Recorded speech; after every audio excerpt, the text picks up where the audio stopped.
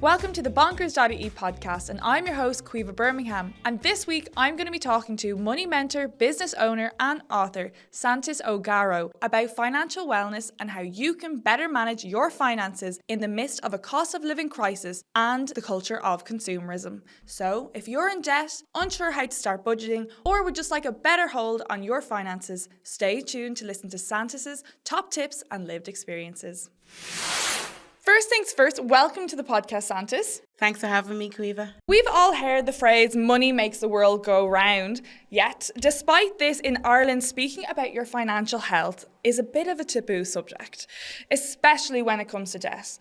Now, Santis, you are trying to break the stigma around speaking about money. You've written a book on the topic, you host your podcast Behind the Yellow Door, run the Budget Mindset Club to help generate conversation around finances. So the advice you share with your followers is based on first-hand experiences. It's coming straight from the horse's mouth, as they say, because a few years ago, you found yourself in over €15,000 debt. So how did you find yourself in that situation? Well, I found myself in €15,000 worth of debt because I lived a life that I couldn't afford. I bought into the life that I wanted and the life that I saw advertised everywhere to be perfect, to fit in, to look a certain way. And every time I had any sort of emotional struggles, anytime I didn't win at something that I aimed for, I went right back to buying into that life because at least I looked good, even if I didn't feel good. And I think that's what the world is showing you. We don't see imperfect houses. We don't see somebody on an off day. We see the corner of a house that looks absolutely pristine and we buy into that. We want that. We see, a successful woman married with kids. If you're not there, you want to buy into that. Okay, well, at least I could be a boss babe and I could have a nice car and I could have a nice house and I could show up, looking absolutely fabulous, but maybe I might not be able to afford it. How did you manage to pull yourself out of that debt of €15,000? In 1 year, I might add. So just before I got into the debt payoff journey, it was a really low point for me. I was a newly single mom of 2 kids. The mortgage, I was behind on everything. I hid it from most people. My best friend sort of knew. I was so worried and I was not sleeping. It got to a low point and my family had to step in and they were shocked because they saw this polished girl. Okay, she's now a single mom with 2 kids, but she's working and she got a little bit of a promotion in work and, she has 2 childminders. She has a hustle and she's doing it. Yeah.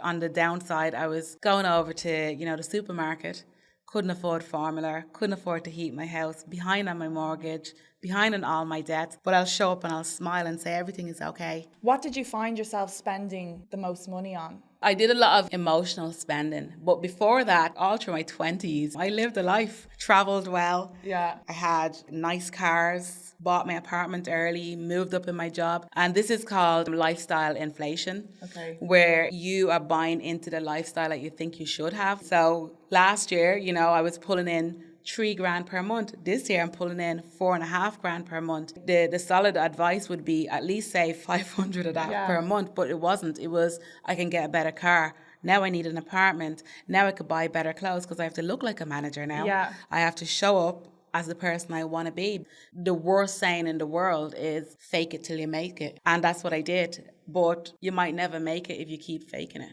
And that's the truth. And I nearly didn't. Yeah, because I even find with a lot of my friends, and there might be a big wage discrepancy. And I come out with the same maybe savings they do at the end of the month because they're maybe getting their nails done every month. They're getting the new shoes, the really expensive gym, best makeup, cars, everything. And it's surprising because I would have thought you would have way more savings than I would. But I think that's the funniest part because, I wrote about it in the book. I've had people on over 6 figures and they've said, look, I make good money, but we're struggling because they had to buy a bigger house on the right road, the right car, to have the kids in the right schools. Instead of stepping back and go, do I need all this? There's added costs onto buying into a lifestyle. So you found yourself in this predicament that you were in this debt. And how did you get out of this? And what advice would you give to people who are kind of finding themselves in lifestyle creep?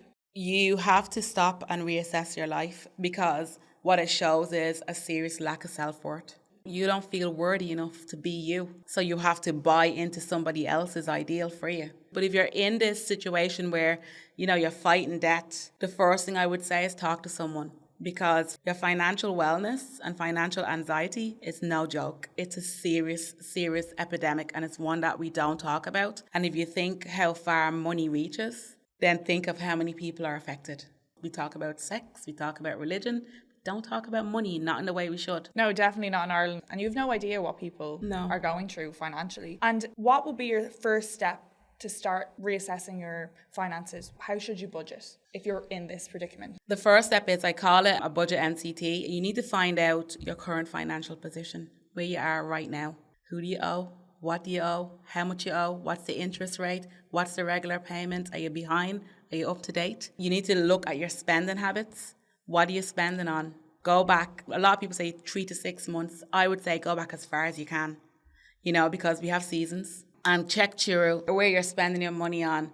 And if you see a pattern, what I did when I first did this was so crazy, because when I looked through my bank statements, there was little apps and stuff that I signed up to that I didn't realize that They were taking money out of your account every month. $3.99 a month. I wasn't looking at that. That's a coffee, Yeah. When I was looking at it, it was actually really sad. The apps that I was looking at, it was like Get Fit, Calm, and it was almost like I was asking for help. Yeah. And if you look at your spending habits on an emotional level, and you look at how you're asking for help with these things, I was trying to escape. You could create a budget, but if you don't understand why you got there in the first place, then you're not going to stick to it. So with the budget NCT, you're going to be looking at your spending habits. You're going to be looking at where you are, your current financial position. And then you're going to start seeing where you're going to go.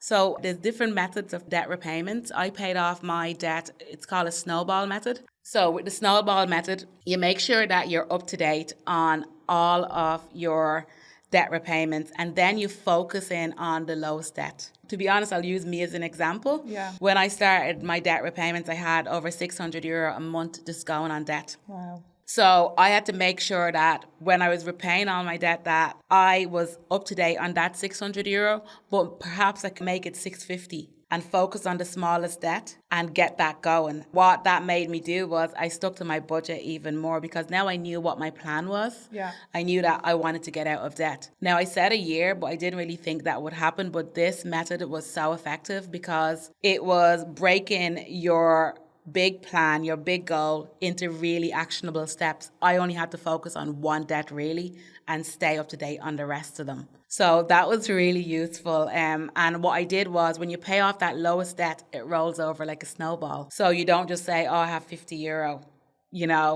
It's like, no, I have an extra €50 going on to the next lowest debt. There's another one, the avalanche method, because I would say that if you're somebody who has high interest loans, you could switch between the two. Start with the snowball, get a bit of momentum going, get a bit of confidence in yourself, and then go, do you know what? I'm going to pick you next because you have high interest and I could save myself some money doing it as well.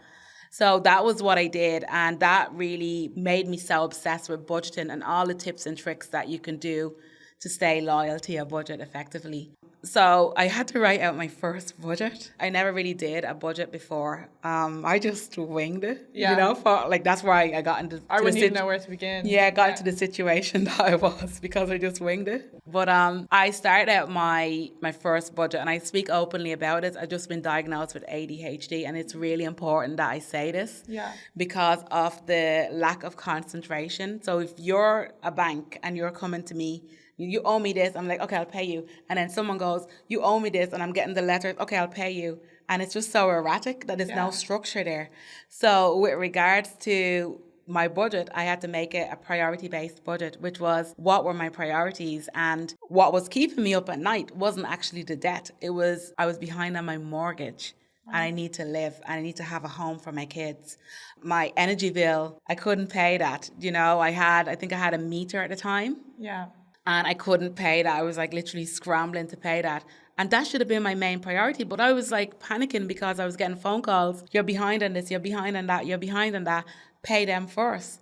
And I wouldn't say to anybody not to pay debts, but you have to make sure that, you know, your foundations are up to date. There's a roof over your head. You have a roof over, you have food. Hot water. Like, I shouldn't be thinking about paying back anybody if I can't feed my kids. Yeah, of course. You know, so once I did that and I prioritized what our needs were, what were really important to my family, everything became that much easier because I could sleep at night. I had clarity.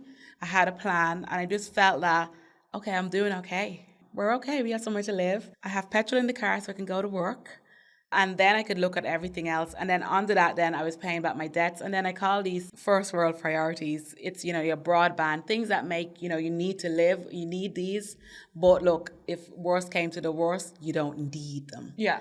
And then it was having a bit of fun. So just think of it as going down steps. First, you have your needs, then you have your secondary needs, and then you have your wants, which I think is really important. No one wants to stick to a budget where you can't have any bit of crack. You can't have a life. You can't have a life at all. And then the last one was, I call them the Joneses in my budgeting method. I call the Jones family because you don't want to keep up with them. You want to be them. So those are my long-term goals, my dream goals. And it could be only a $5. Yeah. Those are my extra debt repayments. You know, it could be going back home to the Caribbean and, you know, not just going for 2 weeks, going for a month and really showing my kids. That's a big thing for me, you know. And that was the reason why I was keeping up with my budget then, because I was like, that's what I want. You know your priorities, you know your goals. And I had a plan. You can work towards them. Yeah, and look at it like a budget is an actionable plan. Bonkers.ie is a one-stop shop for saving on all your household bills. Switch and save today across a range of energy, broadband, banking and insurance products with our free, easy-to-use tools.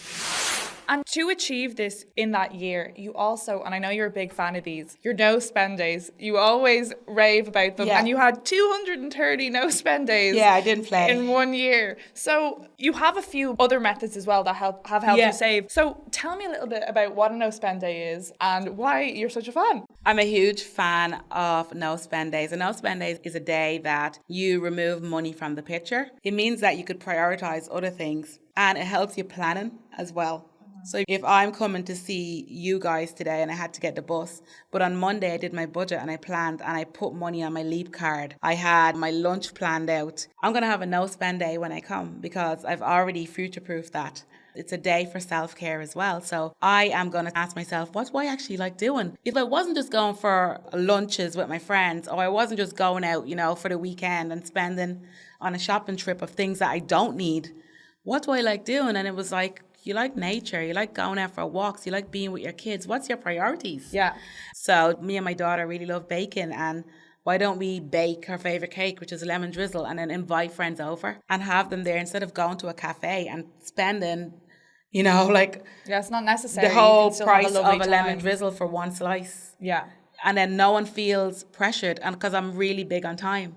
Like, for me, that's my important assets. I'm so busy. So if I choose to spend time with you, it's actually more than money. And that's what I learned from the no spend days. And I know from your no spend days, you also are a bit of a fan of cash. I love cash envelopes, it's really sad because we're moving away from it. A cashless society is on the way. Yeah. Not a fan of it either. It's on the way, but it's a disconnection from your money as well, because, you know, if you give me €50 in my hand and you give me a card with €50 and you tell me which is going to go first, it'll be the card. I can't see it. I have no emotional attachment. When I have my cash envelopes, then I'm more conscious and intentional with me spending. So I'm a really huge fan of them on a lot of levels, especially if it's an area that you overspend on. I love cooking. I love food. And, you know, I'll be that person in the supermarket. I'll have my list, but then I see truffle oil and I'm like, maybe you could put it in next week, but right now you don't need that. Before I started my debt-free journey, I had a lot of instances where I'd be at the till and I don't have enough money in my account. Yeah. And especially if you're starting to really look at your spending, it's a great way to start. Yeah. But I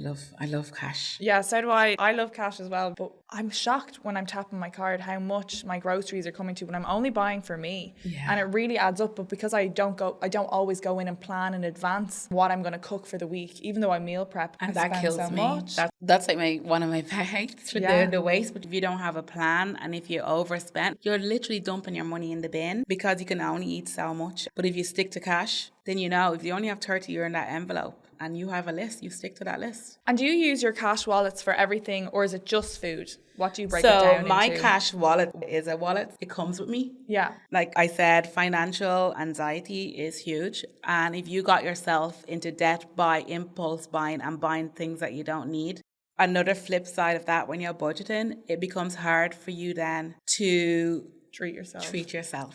And, you know, if you have such a bad association with spending. Yeah. So it was really important. That's why, like in my budgeting system, I always put in the fun family because it's so important to have that balance. So I have a self-care envelope where whatever I want, if I want to buy 9 bottles of wine, I'll buy it. Yeah. Because it's in the budget. It's in the budget and it's my envelope and it's no one else. I have one for the kids because it's an area that I overspend on and with the clothes and, you know, whatever they want, you know. Yeah, it's hard to say no to. It's really hard to say no, but it's a great thing because it actually shows them how to budget, showing rather than just preaching. So, Santis, I do want to ask you about how you manage your home because you are in a single income household. So that means there's a lot of importance on you keeping an eye on your finances. So have you ever switched your utilities? I do. And I have to say, I've switched with Bonkers the last 4 years. So here's Great. a plug for you. And that's why I actually came, because I really do use it. I switch everything.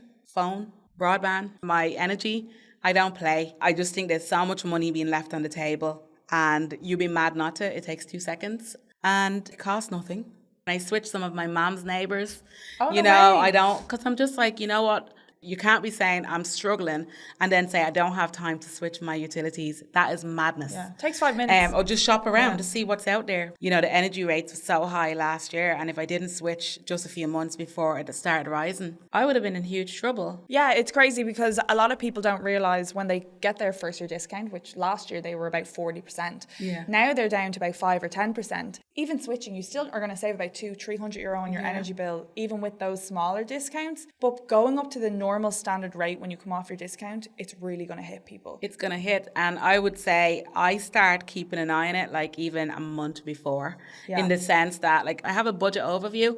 I know how much I kind of want to spend on my energy and I try and get it as close to that as possible. And you know, you can give out to the kids for not having the immersion on. But one of the biggest ways of doing it is just simply switching. What are you being loyal to? Electricity is the same wherever you go. It's not like broadband where you might have, you know, different networks providing you with different streaming services. Yeah. Electricity is the same everywhere you go. It's coming from the same grid. It is. And also just keep a note of, even with regards to the broadband, like you might not need the level that you have. If you're like, I work from home, so I need a high level. I need to be on it. You need a lot of gigs. Yeah, but not everybody does. So if you don't need it, you're working, if you're traveling all the time, have a look and see what you actually need and how much you can save on that. Yeah, even like some of the broadband providers provide you with really amazing cinema and streaming services. But if you're not using them, that's another bring down thing. your plan. Like bring it down, like and just be real. My kids are 7 and 5, but this is the first year that I've been like, okay, we'll get TV back in. Okay, so you're We on haven't TV? even had TV. No, we haven't missed it. What's that? Broadband as well, Netflix. Yeah, we have Netflix, we had Disney, we had everything that we needed, and they knew no different. And I just didn't want them plugged in as such. It's only now that we'll trial it for a year, but we can do that. Yeah. And what are the benefits for financial freedom to you? For me, it's the freedom to choose and do exactly what you want, and no one telling me, you know, what I can and can't do, because I think that I should be doing it because I'm at a certain age, or I live in a certain area, or I'm from a certain demographic. Financial freedom is me saying, no, this is what I want to do. And that's why the importance of the no spend days, when you're using them right, you're really asking yourself, what do I want? What is success? What does that mean for me? And that's the freedom to choose. And you have something you talk about quite a lot called the intentional spend. Yeah. What is the intentional spend? So intentional spending is, I cannot go to 9 weddings this year. Oh God, yeah. Wedding season is... I'm going to be honest, I can't go to 9 weddings this year and put €200 in a card and buy a dress for €200, and I just can't. If I haven't seen you in 3 years, if we haven't made the time to see each other, I can celebrate you from a distance. I don't have to be there. And that's intentional spending. I want to go on a holiday with my kids instead. And that's something that's really important. That's in my priorities. And also, the person who is having the wedding you don't have to have 300 people there as well. Yeah. So you can have people in the car to pay for your wedding. What are your intentions here? What are we trying to get you? Do you want to be seen by everybody to have a big wedding? Do you want to be seen by everybody to have loads of friends there? Because the best weddings I've been to are the ones where they've been really chilled and been able to enjoy the day, and everybody that's there has been obsessed with celebrating the couple. Yeah. And if that's not what it's all about, if it's to please, Auntie Mary by inviting all the uncles and the cousins, then Auntie Mary can pay for it. Setting these boundaries for yourself financially, have you found it has maybe changed some of your friendships or relationships? Because it's hard to say, I'm not coming to your wedding. I'm not coming to your birthday party because I just can't afford it. It has. Like I said, when you don't know yourself and your self-worth isn't up to scratch, you're buying into where you should be and what you should be doing. For me, I could go on a holiday. I don't need to pay €300 a night for a hotel. So if you're that friend who's coming traveling with me and that's what you want, I can't. It doesn't mean that we're not going to be friends. It just means that holiday buddies might not be the case for us. But it's been all good because I've just been honest. Friendships will change, and you have to respect your environment and respect that everybody isn't on your journey. But this is what I'm doing and it's making me happy. Like, yes, I'll go to a nice restaurant, but I'm really intentional on who I choose to spend that time with at that restaurant. You mentioned your 2 kids, Santis. What habits and teachings do you think parents should be giving their children to help them start being financially smart when they're young? We need to stop hiding and pretending that we're superwoman and pretending that we're superman. And sometimes, occasionally, let your kids see vulnerabilities. And be honest. I don't say no to my kids every time they want to go to Smith's or they want to go to the toy shop. What I would say is, we have this amount in your envelope and we can go to Tato Park or we could just spend that in Smith's, or we're going to save that. It's your choice. I hate waste, and I hate the fact that they're just buying toys for the sake of buying them, and they're buying into the consumer machine. Another thing that I speak about is giving. If you're not playing with that, we're going to donate it to a charity shop or donate it to another kid that will play with that. Yeah. So you don't have to be like, you have to save this, but there's a budget there. And they have to think about it. You have to think about it, because I can't set them up for a lifestyle that's not realistic. And sometimes I get a few parents and they go, but you just have to live, And I'm like, but we do live. We live the best life. My kids have so many memories of me being present. We go hiking, we go beach days, we have picnics. I sit there, there's no phones, and they have me. And that's what I'm teaching them about money. It's not the be all and end all. You need it for your essentials and you need it to live. But I don't want them to grow up the way I did. And in the sense where you're given everything and then all of a sudden one day you can't have everything and you think there's something wrong with you. And a lot of kids are going through that, the parents that give them the world. Give them the world. If you're going to give them the world now, be prepared to give them the world forever. Yeah. Because that's what you're showing them. We need to reframe a lot. But to teach kids about finances and the money, just need to walk the talk and be intentional. And I hope they put more value in themselves rather than what they have. Cut the cost of your electricity bills on bonkers.ie. Compare and switch electricity deals from Ireland's main energy suppliers in seconds with the help of our free electricity comparison tool.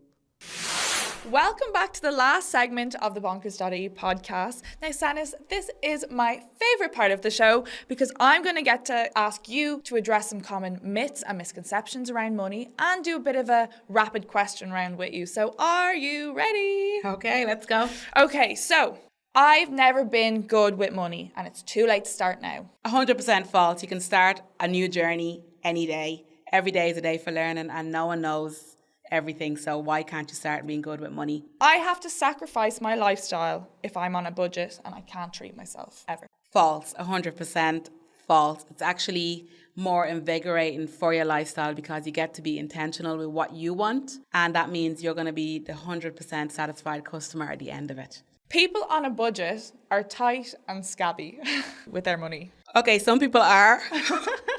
But I definitely amn't. I spend on my loved ones and I think I'm really thoughtful with gifting, etc. Okay, now we're going to get on to some tips. Okay. So, Santis, before you started budgeting, what was your most extravagant spend or purchase? Apart from my mortgage was a car. I bought a car for like 21 grand. But it was cute, but I was embarrassed in it because I knew that I'm not that person. It wasn't your vibe. And people were looking at me and expecting like, She's driving like it was an Audi, it was a convertible, and I was embarrassed to even put the top down. Oh, I'd have the top Yeah, down. In the imagine paying rain, that I would money. have the top down. I was paying that money. I was embarrassed because I knew that it was a lie. What is your best financial advice you've ever been given? Create a financial plan. Even for yourself, you can go to a financial advisor then, but to have a financial plan where you're looking at it based on where you are right now, where your family is, what you want to do, what you want from your life, and everything will make sense with regards to budgeting then. What is the worst financial advice you've ever gotten? You have to be good with maths to budget. Budgeting is consistency and working towards something. So that was the worst advice because I just accepted it. What is your best budgeting tip? Oh, there's so many. Prioritize. Okay. The best budgeting tip that I have is to prioritize your budget. Needs first, and then you can play around. A lot of people say, pay yourself first, which is, you send a set amount of money towards your savings and your goal. But if you're starting out, it's a privilege to be able to do that, especially if you can't even just make ends meet. Yeah. So I'd say the best budgeting tip that I have, if you're somebody and you're listening or you're watching right now and you're struggling, is to prioritize your expenses. It's a game changer for your well-being. It's a top tip for that. What is your biggest financial goal? My biggest financial goal is my house with a yellow door. I want to have a house in the countryside, yellow door, small, loads of land, and I just want my kids to be able to run wild. But the financial goal beside that is I'm hoping to do it without a mortgage. What is something you have accomplished financially that you didn't think would ever be possible? Staying debt-free since 2020. I work for myself, so I'm a freelancer and I have my own business. So sometimes you have lean months, where you might have a forecast and you don't meet up, you don't get exactly what you want. But I always just thank God and just say, you know what, I'm not in debt, and I started all this in a deficit, and no matter what, I'm at a surplus. Yeah. So that has been my biggest, because I didn't know life without. I've gotten my first loan at 17. Wow, that's young. Yeah, my dad co-signed it. Oh, great. So I can go on holidays. So that was my environment. But that's been a beautiful thing to know that I could accomplish that, because it might not be a big thing for a lot of people, but it's a huge thing for me. If I wanted something, a loan was the first thing that I would do. A lot of people, I think, rely on the credit union and their loans just to tick over. Good old top up every year. Loyal customer. Yeah. And I think it's really important to note, just when you were saying that there, is that when you do start your budgeting journey, there's going to be months where you don't hit your budgeting goals. And people can get really defeated by that. But you don't. I never look at them as a defeat. I had months, I think 8 months into my debt-free journey, I crashed and burned, in the sense that I was like, what am I doing this for? I just want to go on holidays. I just want to do things. I can't do it with my kids. I just want to live my life. Yeah. I'm never going to laugh at you or think anything bad because you're after slipping up 1 month. I'm going to be like, keep going.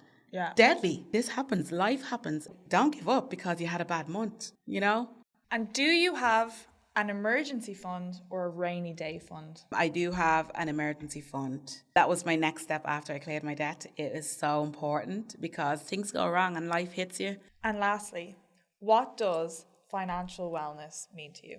Well, financial wellness is how you're able to manage the money that comes into your life. So for me, it's a top priority because we need money to live and we need money for the most part in this society, So to be able to manage that well, it's a huge priority. I think you shouldn't be ignored and we shouldn't just dismiss it and say, we're bad with money. Get good with money. There's no excuses. So Santis, if people want to get financially smart and they want to follow your journey and get your advice, where can they go? Well, I have my business and my business page, which is the Budget Mindset Club, or thebudgetmindset.com, where it's a product-based business and it's a service-based business, but also it's a community. I always say that I don't want to give any service, any products that is going to be a dust collector. It's something that I want people to be actionable with, and for that you need to have a community and the environment where it's okay to say I'm on a budget and everybody else is on it. And it's where people work on their self-worth as well. Your self-worth and your net worth, it plays such a key point, and I just want people to just love themselves for themselves and manage their money on the side. And that brings us to the end of our money management special. I want to give a special thanks to our guest speaker, money mentor, business owner and author Santis O'Garro for her financial and budgeting advice. Lastly, I want to give a shout out to our research and editing team, so thank you Theo and Zoe. And if you want to learn more about how to manage your finances or how you can easily cut the cost of your household bills, head on over to the guide and article section on bonkers.ie to read our top personal finance saving tips. And don't forget to take advantage of our free comparison tools across a range of products such as energy, broadband, banking and mortgages, so you can find the cheapest deals on the market. And don't forget to like and subscribe to the bonkers.ie podcast on your podcast app of choice. You can also follow us on Instagram and TikTok to find our top personal finance saving tips. Bye for now.